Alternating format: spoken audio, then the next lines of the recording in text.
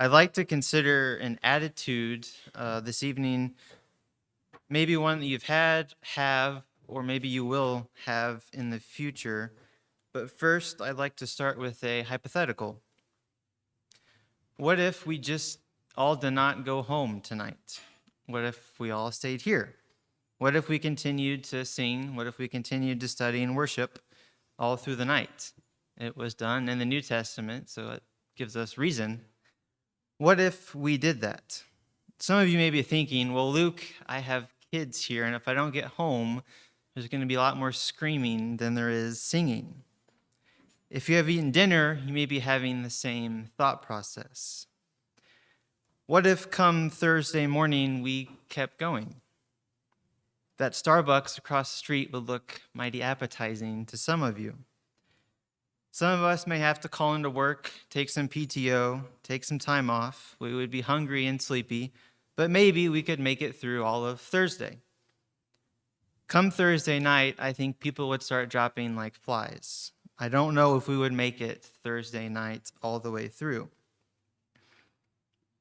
It's just not going to happen. It's not really possible with the circumstances that surround us. Your job, your need to eat, your need to sleep, the need for your kids to eat and sleep, your house, your pets, other obligations and plans that you may have would prevent us from just continuing worship indefinitely.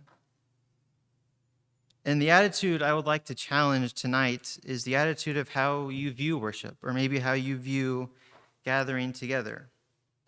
Do you think of it as an interruption to your life, or is your life an interruption to your worship? Is your devotion to God interrupting your life and plans you have? Or is the life that we are forced to live, the life that we have to live, always interrupting our devotion to God? When you come to church, is it interrupting your schedule? Is it interrupting your plans? Is it interrupting what you want to do? Does it get in the way?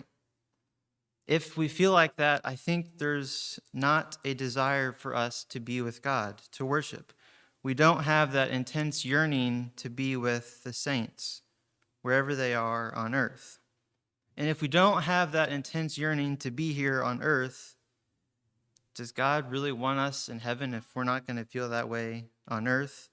And your answer to that will tell you where your heart is. And that's no disrespect or discredit to the things that we have to do in life. I have to get up every morning and I have to work because God has told me to provide for my family. And that's a good thing to do. But the circumstances and the things we have around us just prevent us from doing what we were really created to do.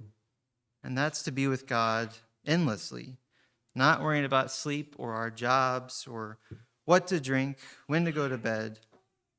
And that is a challenge that we face, is how do we view our spending time with God when we have other obligations in this life? Do we view spending time with God? Do we view spending time with the brethren, not just on Sunday and Wednesday, maybe on a Friday night, maybe on a Saturday night? Do we view that as an interruption to our life? Or does our life often interrupt our devotion and our worship together? I know we've probably all felt that way. I've been guilty of feeling that way, of church really is interrupting, or my brethren are really interrupting my schedule. We have to interrupt our lives for God. But what if God is your life? Then it's not an interruption at all. It's just what you are supposed to do. And that is the challenge of living in a physical and temporary place. That challenge to have that mindset of God is my life. I have other things I have to do, but make God my life. And we're never going to be able to worship God as much as he deserves until we get into heaven. We're never going to participate in those revelation images until we get into heaven. But I wish we could just stay here. I wish we could just sing. I wish we could just worship and not have to worry about the things that we all have to worry about. And we should look forward to it. Look forward to that 24/7, even though time will not be a thing, worshiping, singing, and praising God. When I think about that now, it just sounds really exhausting to do that all the time. But it won't be exhausting. It won't be exhausting when we are glorified. And that's how it should be. We should desire to be there. Desire to not have the life and interruptions that the life gives us, even though we want and should want to be serving God. Our life should be for him because he gave it for us. Our earthly life just gets in the way, and that's how the world works, and it is sad. But our challenge is to endure through it, to give God the devotion, to give him all of ourselves because he has given him all of himself. And have that mindset going forward into tomorrow, even if you're not together, even if we can't all worship for an indefinite period of time, forever. And that will be true rest when we can worship forever. If you haven't obeyed the gospel, you haven't given your life to God. You still have a life that you're holding on to.